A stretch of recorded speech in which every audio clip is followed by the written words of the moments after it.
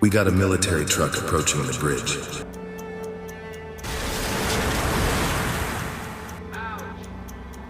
Shit. Huh?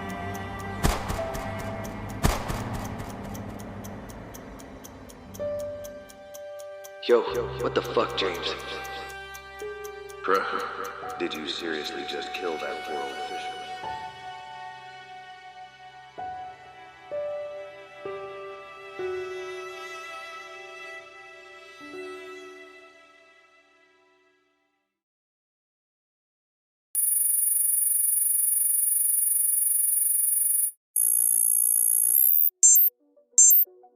Previously on The Best of the Best.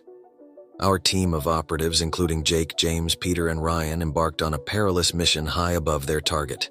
They executed a daring halo jump, infiltrating the area under the cover of darkness. However, tensions rose when Ryan, against the team's strategy, deployed a recon drone, leading to a series of unexpected events.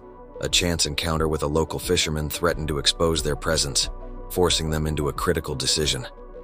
In a moment of desperation, Jake attempted to subdue the fisherman but inadvertently alerted him, putting their mission at risk. James acted swiftly, eliminating the threat with a silenced shot, but their situation grew even more precarious as a military truck approached. Now, as they lay in cover, hearts pounding, the team faces heightened stakes and a web of complications in the ever-unfolding world of espionage and intrigue. This is The Best of the Best.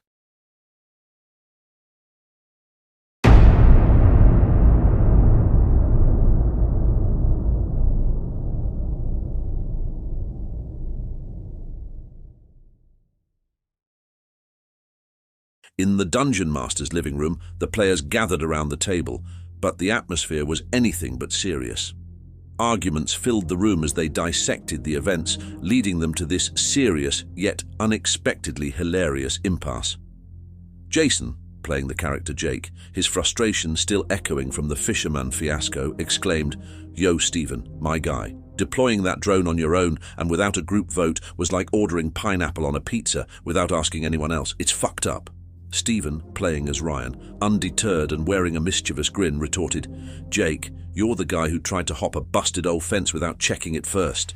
I needed eyes in the sky." Josh, playing the character James, normally the voice of chaos and mischief, sighed theatrically. "Gentlemen, please, let's not bicker like a bunch of punk bitches. I had to do what I had to do because John knocked over the garbage can to begin with." John, playing as Peter, who had been silently munching on snacks, laughed and chimed in, "James is right. We've got a dead fisherman to deal with and only 3.5 hours left to get this mission done." The DM, playing referee in the chaos, interjected, "Guys, so far you've only succeeded in fixing a mistake with the drone and in killing the poor fisherman. Time's running out. Now, what's the plan for the body you all are standing around and how do you intend to proceed?" The laughter continued in the room as the players knew their decisions would lead to more ridiculousness in this world of espionage.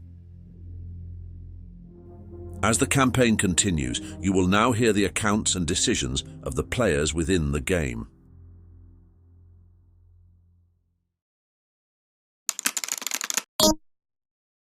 All of the operatives stood around the fisherman's lifeless body, their voices overlapping in a cacophony of arguments about what to do next. The night's events had taken a bizarre turn, and they needed a plan. After a heated debate, they finally reached a decision. They would drag the fisherman's body back into the house. With a bizarre mix of solemnity and dark humor, they propped the fisherman's lifeless form up in a chair, giving him an eerie semblance of life. While Jake maintained a steely focus on the mission, James took the opportunity to search the house for supplies. To his delight, he discovered a stash of clothing that he planned to use as a disguise, as well as some cigarettes. With newfound resolve, Jake addressed the group, pointing to a location on the map. "Listen up," he began. "We're going to move along the bridge into town, staying in the shadows. Once we reach this point," he indicated on the map, "we'll conduct a quick recon before heading east towards the location of the architect's compound." However, Jake's strategic briefing was abruptly interrupted when everyone's attention turned to Ryan. Ryan was engrossed in his cell phone, swiping left and right with a casual demeanor. What the heck are you doing, Ryan? He demanded, his tone a mix of disbelief and irritation. James peered over Ryan's shoulder, his curiosity piqued. He's looking for dates on his dating app. James exclaimed, laughter bubbling up in his throat. Even Peter couldn't help but chuckle. Jake, exasperated, shook his head. Are you fucking serious right now? In the middle of all this? Ryan, unfazed, defended himself with a nonchalant shrug. "Hey, you never know what you're going to find out here." The room erupted in a bizarre blend of laughter and disbelief, a strange moment of levity amidst the gravity of their mission. It was a reminder that even in the world of espionage, humor and absurdity had their place. "Dude, put the phone away. Find dates on your own time. The clock is counting down." Jake's stern command echoed in the room, bringing a swift end to Ryan's dating app adventure. The group rallied together at the front door, ready to move out. With caution and precision, they ventured towards the bridge, sticking to the comforting embrace of the shadows. Their mission was urgent, and they couldn't afford any more distractions. As they crossed the bridge, the twinkling lights of the village's market square came into view. The distant sounds of laughter and lively conversation reached their ears, along with the unmistakable cadence of music in the night air. Drawing closer, they observed the chaotic scene of drunken revelry unfolding in the square. Men and women danced and cavorted, their voices carrying through the night, blending into a chorus of merriment. It was a stark contrast to the covert world the operatives had been immersed in, a reminder of the life they had temporarily left behind for this high-stakes mission in the heart of a bustling village. Ew, that's a lot of soldiers. Might be best just to go around, said James. Jake interjected. Oh, I have an idea. With this many soldiers away from the compound, there might be a truck fixing to take them back to the compound soon. We should look around for one before heading east. James, taking on the role of strategist, presented a clever idea to the group. He suggested that he, Peter, and Jake should use the disguises he had found to blend in with the local townsfolk. Dressed as villagers, they could search the area for the truck they needed, while Ryan provided sniper cover from a concealed vantage point. The group nodded in agreement, recognizing the potential of this plan. They quickly set to work, donning the disguises James had uncovered, adjusting their appearances to pass as ordinary townspeople. With each step, they became less like operatives and more like characters in a theatrical production. Ryan, equipped with his sniper rifle, would find a concealed spot in an alley with a clear view of the trio and wait for their signal to move.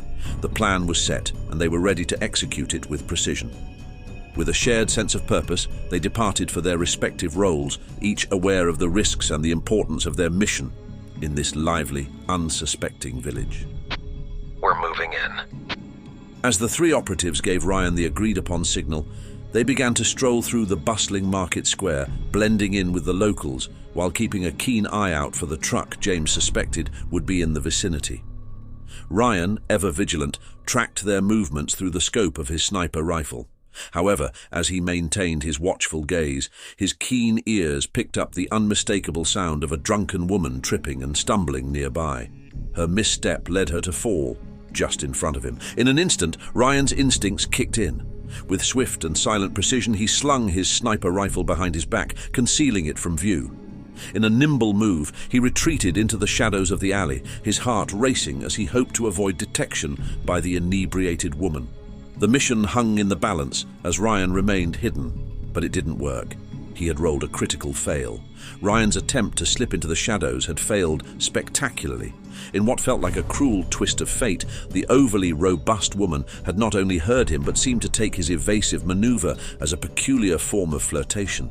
She staggered towards him, calling out with inebriated enthusiasm, "Hey there, sexy, why are you trying to hide from me?" Her arms encircled him in a tight embrace, and she made multiple bumbling attempts to plant kisses on his neck and lips. Laughter bubbled from her, fueled by the alcohol coursing through her veins, and she slurred out a request for Ryan to go somewhere more private with her. Ryan found himself in an absurd predicament, pinned in a drunken embrace by a stranger. Is that one of your swipe rights from your dating app, you sick fuck? James asked in the most sarcastic way possible. James and Peter's chuckle was audible over comms. Knock it off, y'all. I found the truck. Parked over there by the tavern. As Peter skillfully maneuvered through the crowd, he retrieved a tracking device from his gear and made his way toward the elusive vehicle. With stealth that bordered on artistry, he successfully planted the device in a spot so discreet that no one would notice its presence. Satisfied with his covert accomplishment, Peter turned and retraced his steps, heading back towards Jake and James, who were casually standing by a fountain in the heart of the town square. The bustling crowd remained blissfully unaware of the espionage unfolding amidst them. Through their communication devices, a rustling noise reached the ears of the other operatives, prompting Jake to inquire, "Yo, is everything okay, Ryan?" Ryan's voice crackled through their comms, tinged with a hint of amusement. "Yeah," he replied. "The old lady wouldn't leave me alone. Used a sleeper hold to make her go night-night." Just as they were ready to proceed with their plan, Ryan's phone buzzed in his pocket. With curiosity piqued, he retrieved it and unlocked the screen, revealing a message from headquarters. The message was concise and carried an air of urgency. "Scrub your mission. Your handler, Thomas Jones, is compromised."